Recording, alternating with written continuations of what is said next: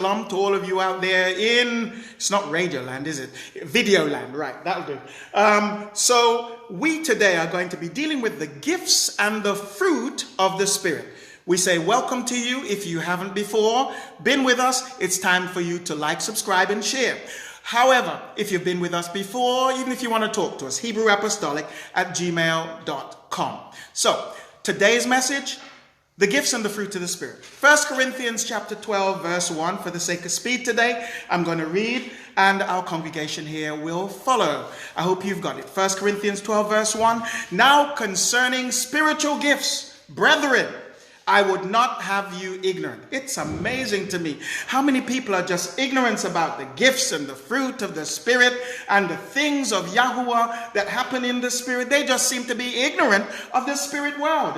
Maybe it's just me that thinks that about it. But so far, we've looked at whether tongues is just babbling and concluded that it's not. It is an expression of the Ruach HaKodesh. When we receive the Ruach, we pray and worship. We speak in tongues, and there's finally a third way, which is when you speak in a public tongue. It does need to be interpreted, whether it's by you or by someone else. These are the ways that the Ruach works. However, we next looked at how to receive the Ruach HaKodesh, and everyone that receives it, we concluded, speaks in tongues. I said speaks in tongues. Yes, I'm talking to y'all Hebrew Israelites out there who don't believe in speaking in tongues. I don't know why, because the Bible clearly teaches it. And so everyone that receives the Ruach HaKodesh will speak in another language supernaturally. Otherwise, you didn't receive it. Did I say that? Yes, I did. You didn't receive it if you don't speak in another language supernaturally. So we concluded that there are barriers to receiving and proceeded to remove them one by one. You can go back to the last videos about the receiving of the Ruach HaKodesh. Advising you again that everyone that receives it must, will, shall inevitably speak in tongues. So, by way of introduction, the Ruach HaKodesh is Yah's Spirit working to save you when you are born again. You must be born again. Except a man be born again of the water, that's water baptism, and of the Spirit, that's spirit baptism, you cannot enter into the kingdom of Yah. In the gifts of the Spirit, it's Yah working through you to do and to confirm his word and work. The Bible says that he confirmed his word with signs following. So there are going to be signs, supernatural signs that follow someone who has the Ruach HaKodesh. And if it isn't, then we need to look behind and wonder whether or not we're doing the right thing. Are we living the right life? So he works through you through the gifts of the Spirit. In the fruit of the Spirit, Yah works in you to develop the kind of character, behavior, and belief system that he wants you to have. Working in you to change you. Now, some of you are afraid that when the Ruach gets to work inside you, you won't recognize yourself anymore. And you're partly right. He won't change your personality, but he will change your character. Because his character and your character are totally different. But he wants your character and his character to be the same. So your sense of humor might remain, but you'll laugh at slightly different things. Clean jokes instead of all the dirty ones you used to laugh at. Your way of looking at life may remain similar. If you're a pessimist, you might be tipped towards that a little bit. But if you're an optimist, you'll get more optimistic. You know, whatever your character is, it'll become a character which is full of truth and full of the right things, the good things. And the Bible calls those the fruit of the Spirit. So today we're going to look at the gifts and the fruits of the Spirit, both of which can easily be a lesson in themselves, but we're going to make sure that they're one lesson today. 1 Corinthians chapter 12, verses 1 to 11 is what we're going to dissect. So we found out the Father wants you to understand in verse 1. Verse 2, ye know that you are Gentiles, that's nations, carried away unto these dumb idols, even as ye were led. In other words, you used to worship spirits that didn't benefit you anything. There are demon spirits that you used to worship. You may not have understood that worshiping Mary and Jesus on the cross was demonic. You may not understand that worshiping Buddha is demonic, or worshiping certain other deities that I won't even call his name, that are there, that you are worshiping a demon. You are not worshiping the true and living Elohim. Verse 3, wherefore I give you to understand that no man speaking by the Spirit of Elohim calleth Yahusha accursed, and that no man can say that Yahusha is Yahuwah but by the Ruach HaKodesh. You'll never get the revelation of who Yahuwah is except by the Ruach HaKodesh. He is Yahusha, and Yahusha is Yahuwah. That's how you get that revelation. And you won't curse him if you have the Ruach HaKodesh. Now, there are diversities of gift, verse 4, but the same Spirit. In other words, there are different gifts, and the same Spirit gives them. Different gifts come through the same Spirit, but there are different gifts. So your gifts are different from mine. My gifts are different from yours. If you find me going too fast, you can always go back and wind back this video or put it on pause, get that reference, get that thought, and move forward. But I got to move with speed today. So there are different spirits.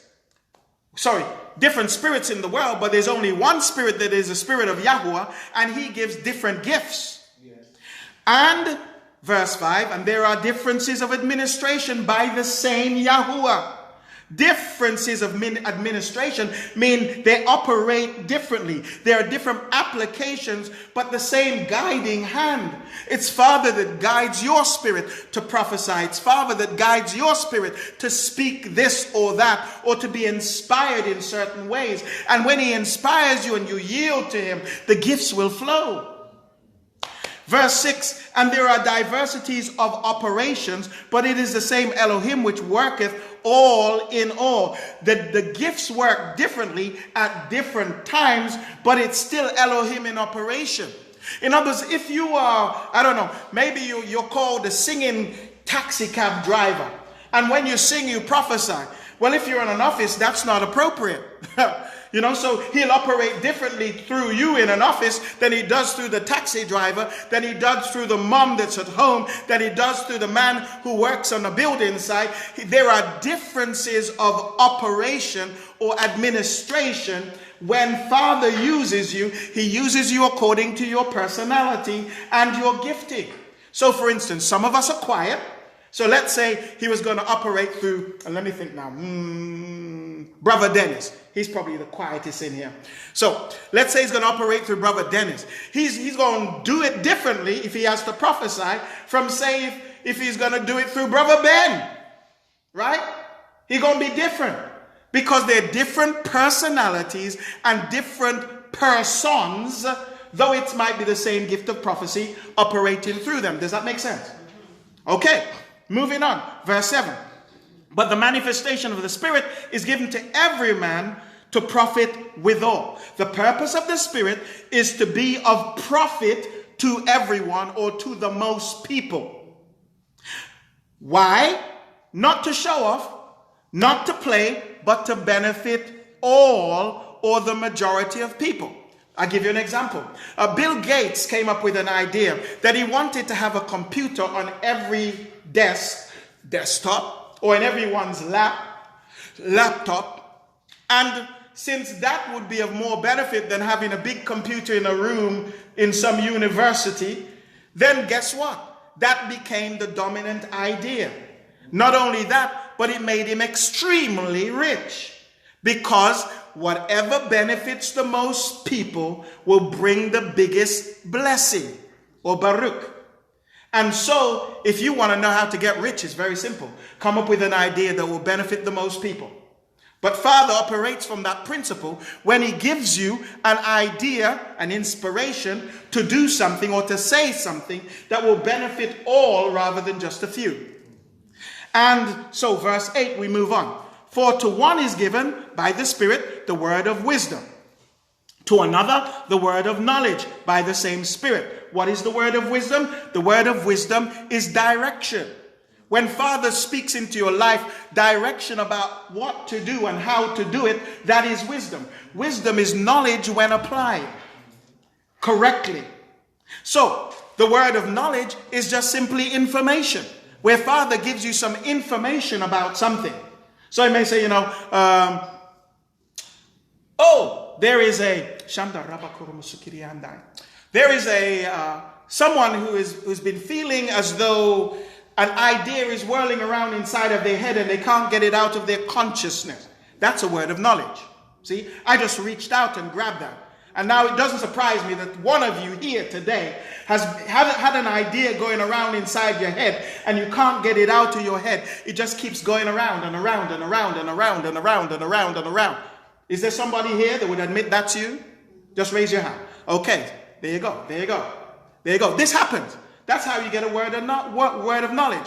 You cross the spirit line, you grab a hold of how Father speaks to you. For some, it's in the ear. In other words, you hear it. For others, it just emerges, an idea that rises to the top. And for others, you see it. It's visual, right? Just comes like that. Because I am not a novice, I'm able to cross over and do that consciously and jump into the Spirit to pick up something that Father is wanting to say. But what's a word of wisdom? A word of wisdom is when he tells you what to do with it, you see? See, you get it, whether you get it in prayer or whether someone picks it up and says, there's somebody here that has an idea going around and around and around in their head. And Father says that you need to seek counsel. You need to go to someone who moves in that area and get counsel from them. For the word of Yahuwah says that in the multitude of counselors there is safety. So go to the person that you know who deals with that area and they will advise you, but then check what they say against what others are saying who are around you that I've placed in your path. That's it. Boom. Word of wisdom. Okay, verse 9. To another, faith by the same Spirit. To another, the gifts. Notice the gifts of healing by the same Spirit. So, what is faith by the same Spirit? It's the ability to trust Yah and his word supernaturally. In other words, you believe him under any condition, under all conditions, based on because he said it. I trust him and I'm not going to change. Look, there are supernatural words that come to people and they just believe it. It was trusted. Abraham trusted in Yahweh and he said, you're going to have a child. He didn't say, well, I'm too old. He says, you're going to have a boy. Well, you're going to be the father of many nations. He didn't falter, said Romans chapter 4. He didn't stumble. He just believed and said, Yah said it. That settles it. It's going to happen. And his body responded. His body, which up until then was saying, nah, bro, we ain't going nowhere.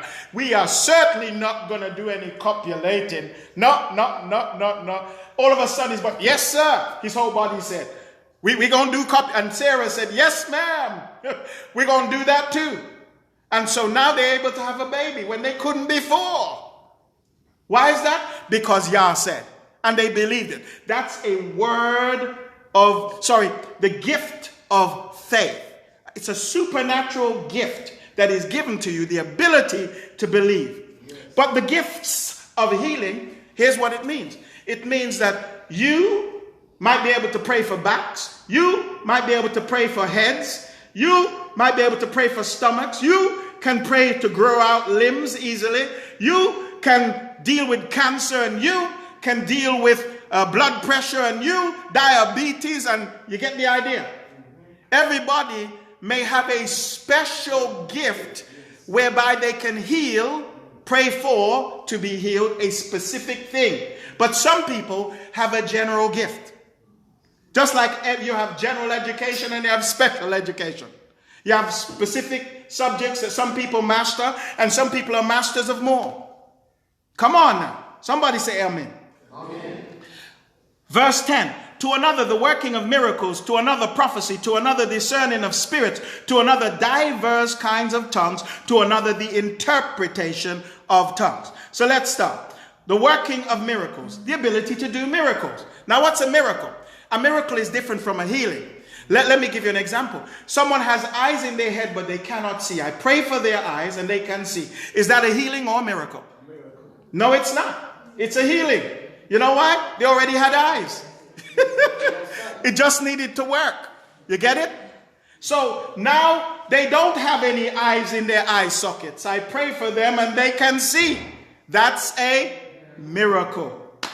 They don't have any arms, and I pray for them and they grow new arms. But their arm is paralyzed and it starts working. You got it. Hallelujah. Now, the ability to hear a prophetic message from Yah and share it in plain language is what prophecy is. You just hear and say. Activate.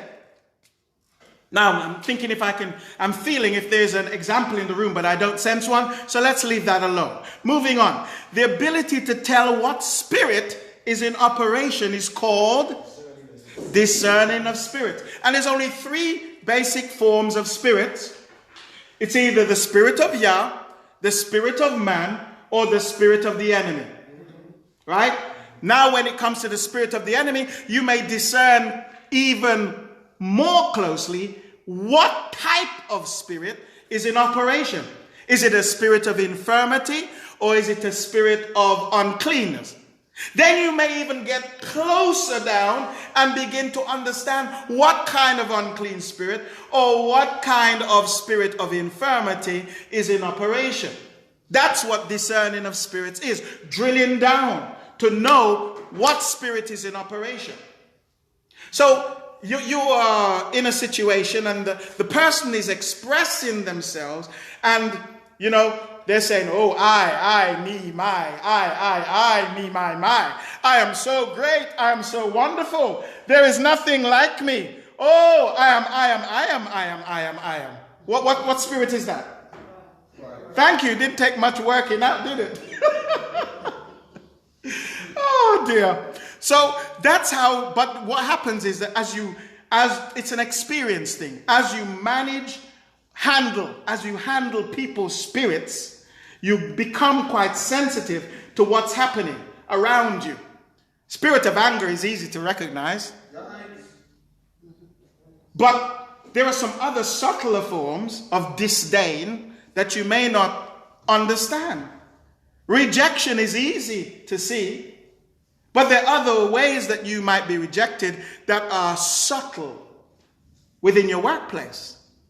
Being excluded is a form of rejection. And when you see those things, they're for you to pray about. They're not for you to leave alone. They're for you to pray about. See? And so you intercessors need to become familiar with the spirit of discernment, because it's only when you discern that you will have direction to pray. Okay. Moving on. The ability to speak publicly in different supernatural languages. Time a tie, read time a bow tie. Well, that could come in any other form. You know what I'm saying? So what happens? Okay, someone has spoken in a public language supernaturally. It didn't make sense to anybody's brain. So nobody is edified. So what needs to happen? It needs to be interpreted. Because it can cause confusion. And the whole purpose of 1 Corinthians 14 is decently and in order. So, if you are leading the service or whatever it happens to be, you are the facilitator, you say, okay, we need to get an interpretation for that. Why? Because it's clear. It wasn't a devotional tongue. Devotional tongue is when somebody throws their hand up and they're focusing on Yahuwah. That's not going to cause confusion. But time a tie, read time a bow tie, she come up on a Honda, jump over a wall. Well, that's pretty public. Okay. It was in an unknown tongue. Nobody understood it. Can I have the interpretation of that, please, brother, sister? Okay. Now, Father also endows people with the ability to hear a public tongue and give an interpretation for it. You will know if this is you because it goes off in your head. See, you'll hear the tongues going off, and in your head will be going on like a message. You know, like if your secretary writing down a message, it'll be going around in your head. You're hearing it. If that's you, does that ever happen to any of you here? Okay. Okay. Okay. Well, the goal of everyone who does that is to get to prophecy. That's why he says that everyone should desire to prophesy. Because skip the stage, skip the public utterance and just jump to, I hear it, here's what I'm hearing. Does that make sense? And you say it in plain language. And when you can do that, it brings the greatest edification to the congregation. But tongues are a sign for who? For the unlearned, for the unchurched, for the uncongregated, for the unsaved. That's who tongues is a message for. Because it's a supernatural sign. So somebody speaks in tongues, somebody interprets it, and it happens to pertain to, let's say it was that person there who may or may not know Yahuwah. They go, I just come in and they're reading my laundry. Nobody else might know it, but they know it. See, Father doesn't like to embarrass people. He likes to enlighten them. So anytime you're in a situation where people are continuously embarrassing others with the things of the Spirit, it's not Yahuwah. That's how you tell that one easy. Discernment also comes by the word, not just by experience. See, when you get into the word, what happens is you see how Father moves and you understand his ways. And when you understand his ways and other people contravene his ways, you understand that's not Father. That's not him. He don't do that. He don't do it like that. All right, moving on, verse 11. But all these worketh that one and the selfsame Spirit, dividing to every man severally. Severally means that you can have more than one gift. Okay? All these gifts are given by the one Spirit. The Spirit may give as many gifts as he chooses to anyone that he chooses. That's the story of the talents. Remember that story? He gave 1 talent to one man, 5 talents to another man, and 10 talents to another. Right? And here's the rule. To whom much is given, to whom much is given. So, the more you have, the more you need to exercise. And the more you need to share. And the more you need to be a baruching to others. And if you keep it to yourself, that which you don't use, you lose. That which you don't exercise will shrivel. Woo. You can be used by Father in any gift at any time, depending on your willingness, your yieldedness, your availability, and your faith. Are you willing? Are you available? Are you open to being used? And do you have the faith? Faith is trust. See?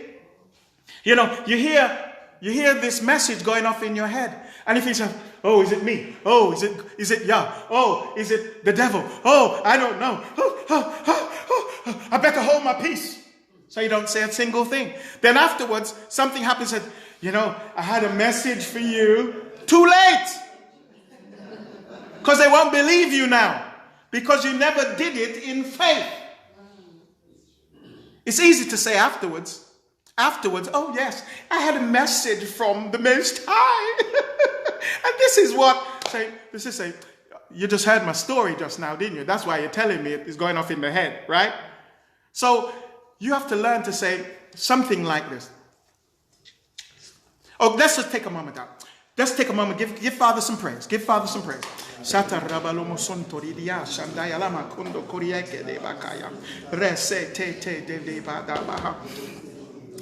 like this. I believe Father is going to say to someone right here now today that you have been struggling at work and you have been wondering whether to exit or to stay. But I say to you, says Father, that I'm going to open a new door for you.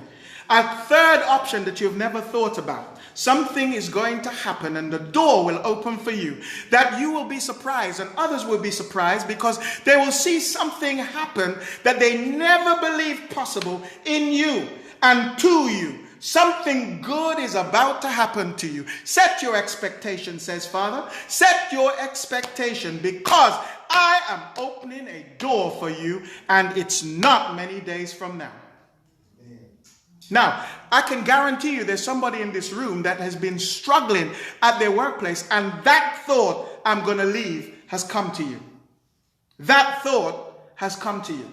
And I've just spoken it because I went into the Spirit, grabbed a hold of something that Father wanted to say, and come back and spoke it. Now, there are many times that you are in a situation and Father's just trying to nudge you to say something. From the smile on your face, it's you.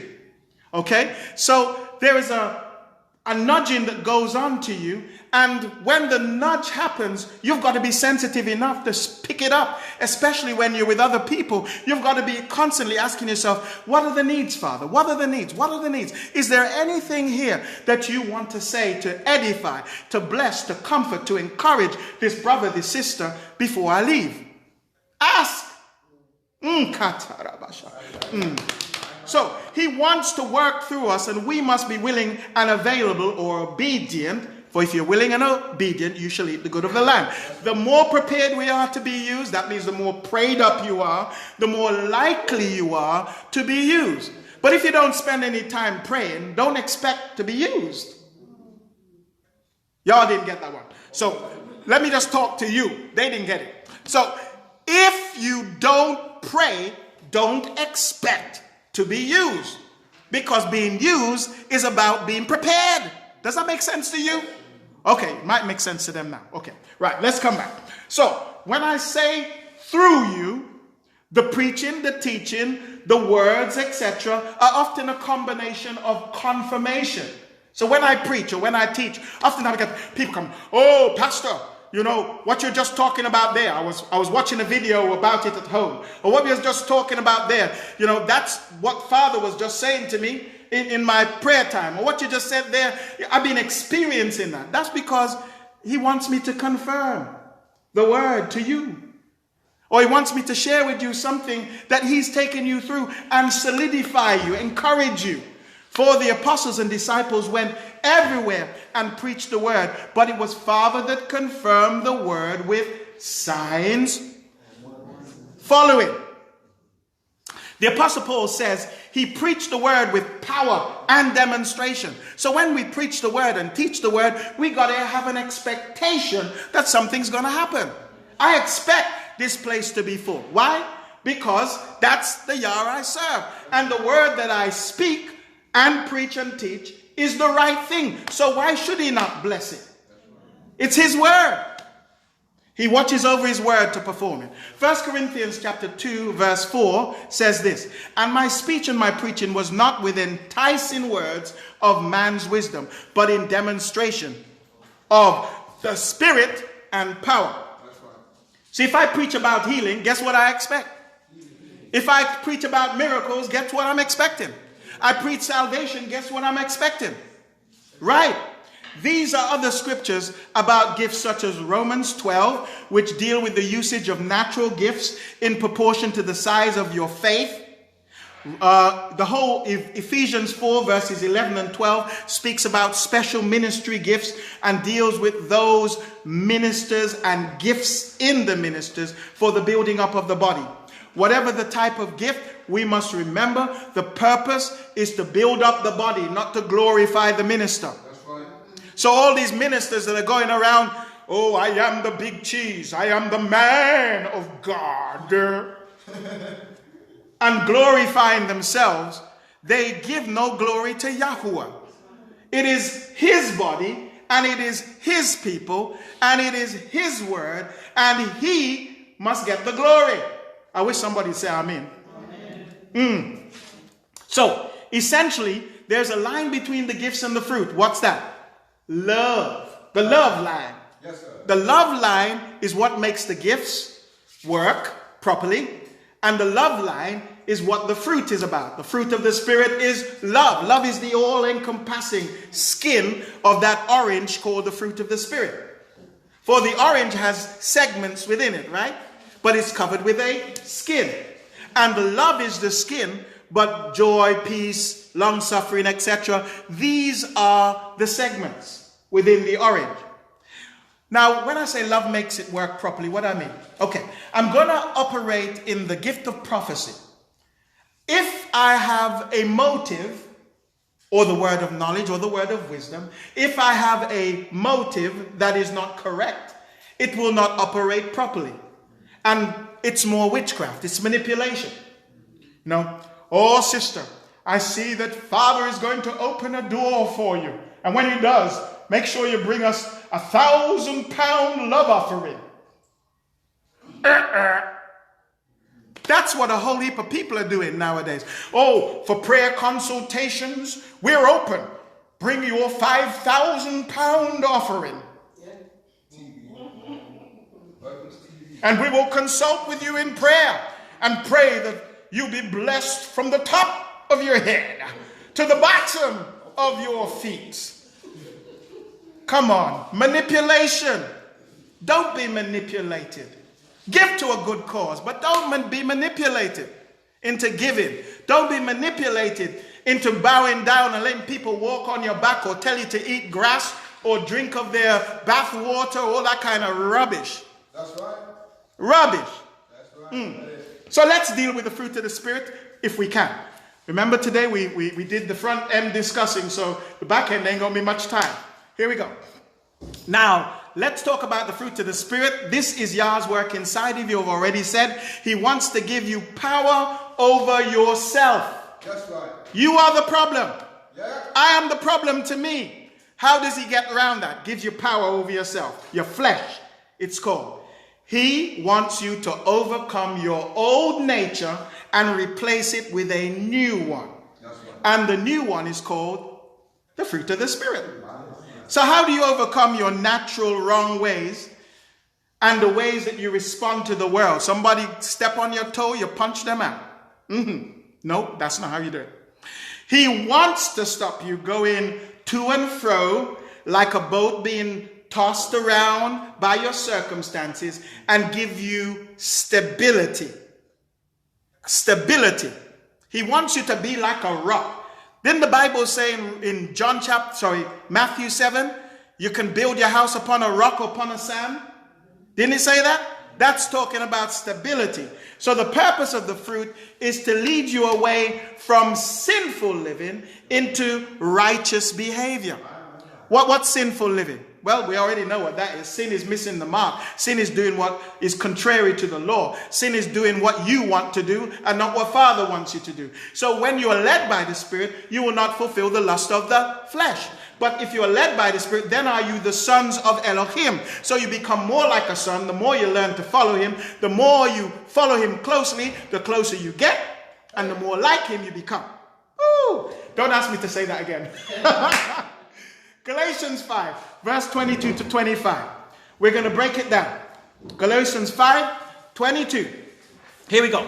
But the Spirit, the fruit of the Spirit is love, joy, peace, long-suffering, gentleness, goodness, faith. These are segments of the orange. Love is in place of hatred. Get that one? The opposite to love is hatred. Joy is in place of sorrow. Weeping may endure for a night, but cometh in the morning. Peace is in place of confusion. But you have to move from your confusion to get in peace. That's right.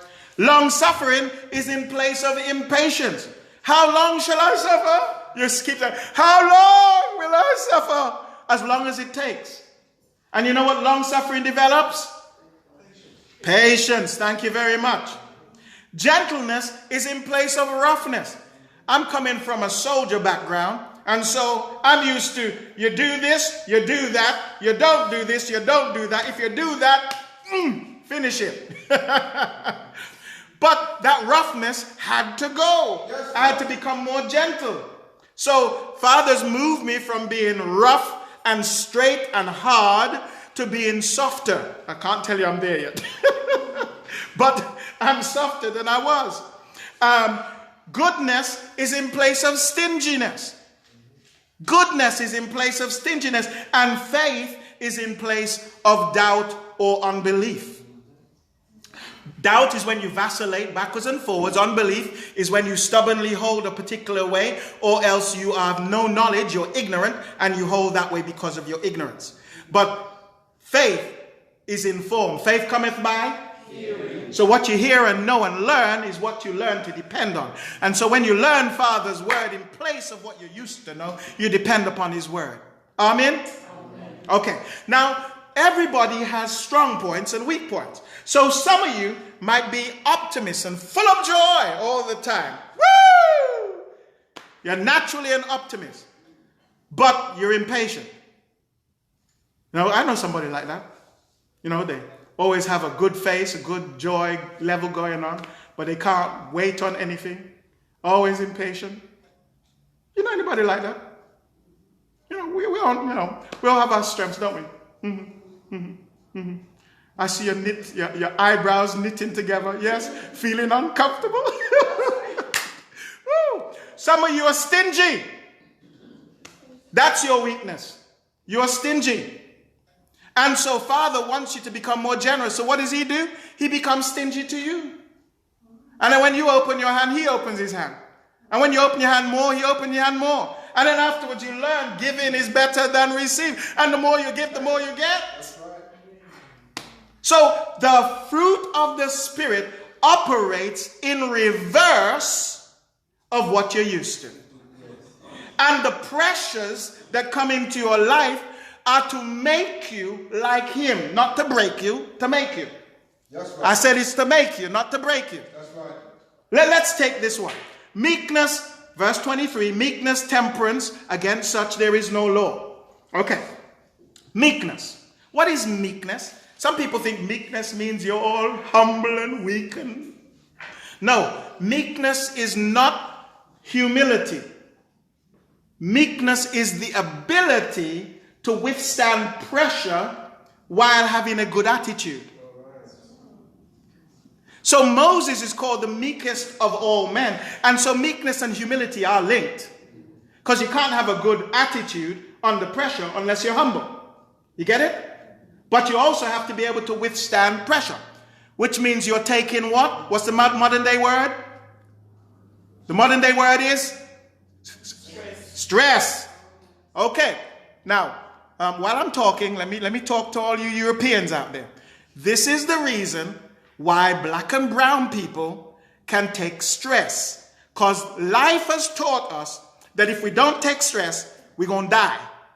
And so you're right when you put us on the front line to be your social workers and your this and your that, to take the pressure off you.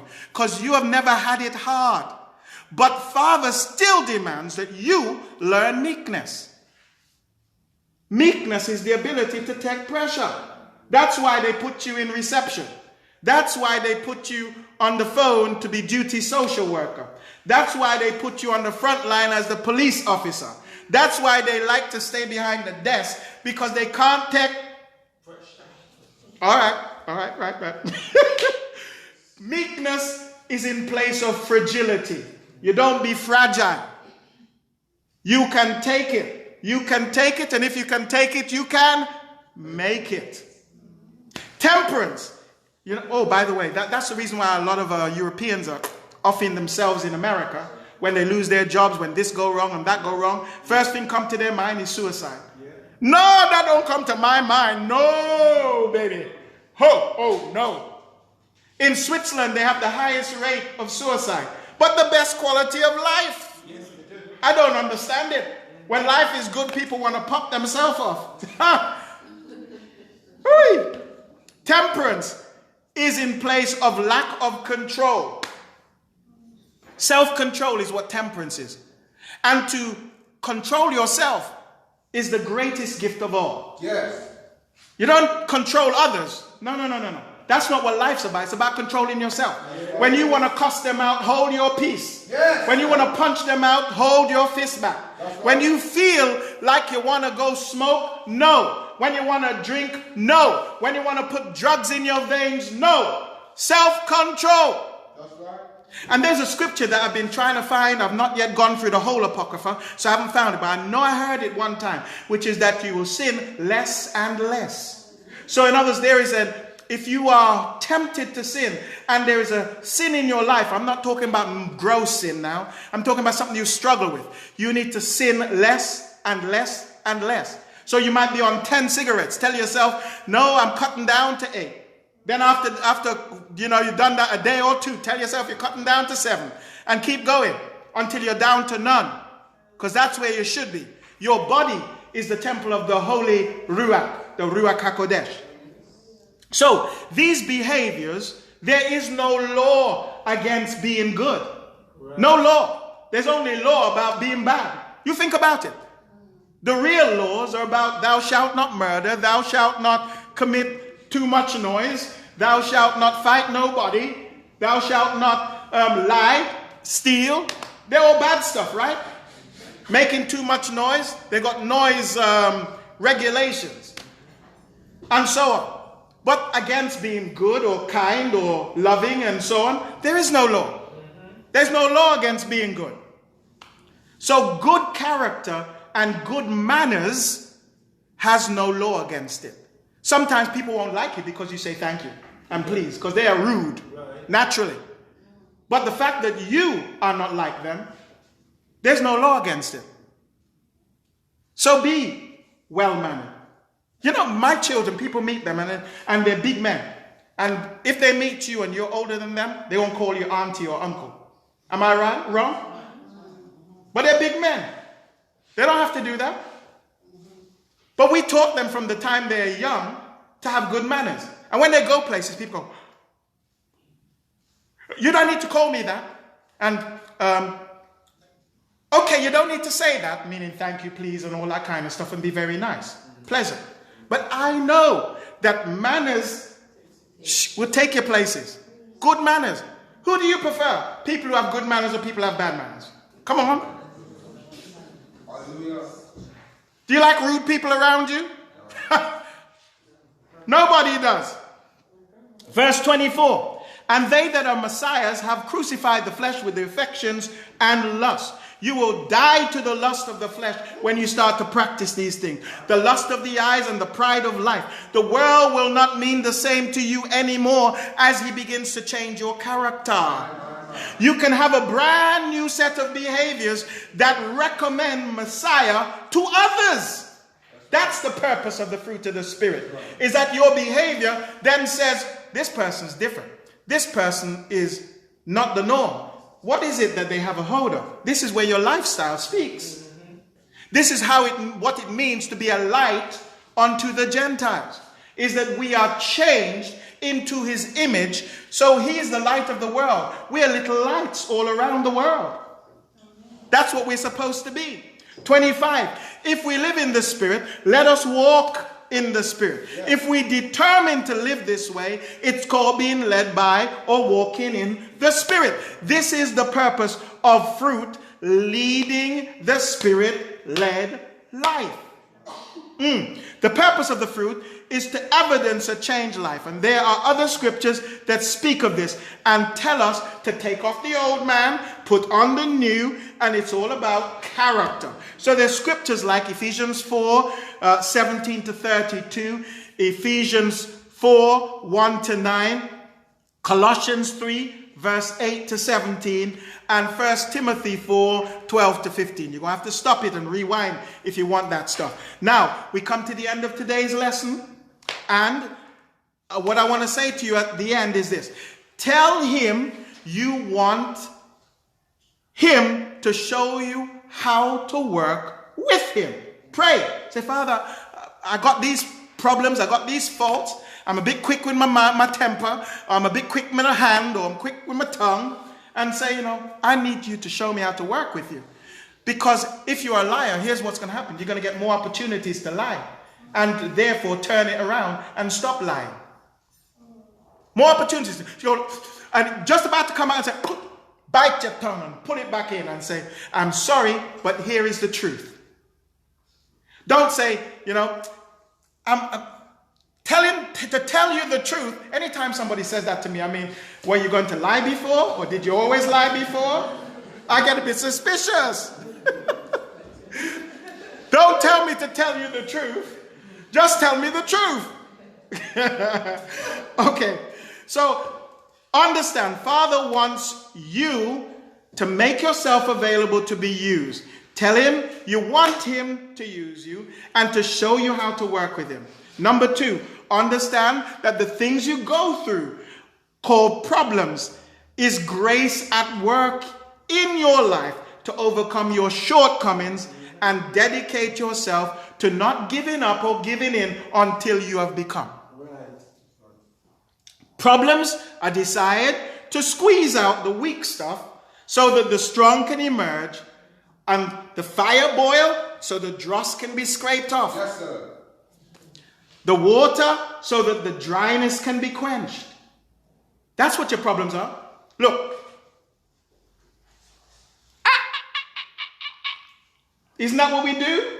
We do that when we find there's a problem on our face. We get up in the mirror and we pop it. So that the goodness can come and heal it, and that the badness comes out. So you use pressure to get rid of bad stuff. What do you think Father's going to do? He does the same thing. Pressure makes you change. If there is one message I want you to take away from today, it's this. Surrender brings serenity. Yes, sir. Surrender brings serenity. You want peace? You want your life to change? Throw your hand up in the air, just like if somebody stuck you up, and say, not my will, but thy will be done. Know you are safe in his hands. He'll never do anything to hurt you or indeed embarrass you if you throw your hands up. But if you stubbornly stick to your guns and say, I'm going to lie anyhow, you're going to get embarrassed because you're going to get outed. We out people. So what makes you think Father can't out you? That's right. If somebody's on fire, you help them by, you out them. Father will dash something on you. That's right. That you don't like and you don't want. Okay, so that's my message for today. The gifts and the fruits of the Spirit. We've come to the end of today, and if you are with us, we want to say thank you for going the journey with us. We have been excited over the word, and we hope that it has baruched you also. Like, subscribe, share if you haven't already done so, and do go to our website and help us to continue the work of the ministry. Give. How do you do that? pillar.org.uk. Click on the donate tab. Give, and we say thank you in advance because you're helping us to do the work of Yahuwah. We have a great vision, and we are thanking you for joining us on that journey. Thank you so much, and may Yahuwah baruch you. Now, finally, you may think that your pastor's got it all together. Well, let me tell you, he doesn't. You may think your mom, your dad, your uncle, your cousin has it all together. But there's only one person who has it all together, and that's Yahuwah. So, who do you need to know? Not your pastor's mind, but Father's mind. So know Yah for yourself. Until we meet again, be what you're supposed to be in the fruit of the Spirit.